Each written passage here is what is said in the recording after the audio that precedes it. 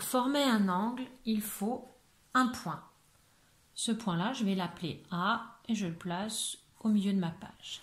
Et ensuite, il va me falloir deux demi-droites. Je commence par en tracer une d'origine A. Alors, une demi-droite, normalement, c'est infini, mais là, sur mon dessin, je suis bien obligée de m'arrêter, mais j'utilise mon imagination pour me rappeler que c'est infini. Pour nommer cette demi-droite, n'importe où, je place un point que j'appelle B, et cette demi-droite se nomme donc AB.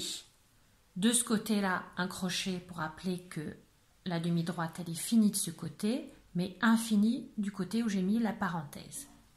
Ensuite, il me faut une autre demi-droite.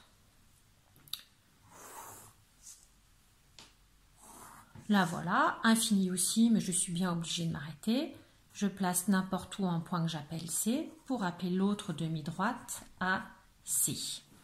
Et voilà, j'ai maintenant tracé un angle. L'angle, c'est en fait toute cette zone-là à l'intérieur qui est limitée des deux côtés par les deux demi-droites.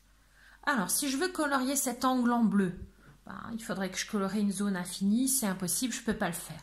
Donc en général, on colorie qu'une petite partie. Alors j'ai parfois des élèves qui colorient juste les côtés. C'est pas ce qu'il faut faire. L'angle, il est là entre d'un bord à l'autre. Alors je vais juste colorier la pointe. Ça nous permettra d'identifier le point ici qu'on appelle le sommet de l'angle et les deux demi-droites qu'on appelle les côtés de l'angle. Alors ça, ce que je viens de faire, colorier comme ça la pointe, ça s'appelle aussi marquer un angle. Parfois, on peut juste mettre un ou deux petits arrondis à l'intérieur de l'angle pour bien montrer où est le sommet de l'angle, où sont les côtés.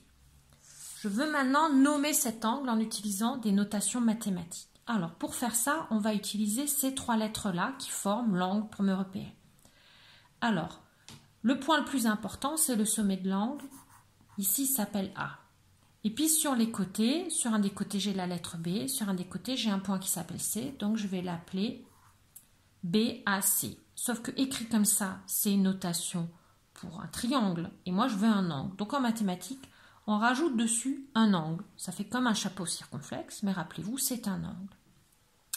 J'aurais pu aussi appeler cet angle BCAB. Le sommet de l'angle doit toujours être la lettre du milieu, mais pour les côtés, l'ordre n'est pas important du moment que les côtés restent sur les côtés.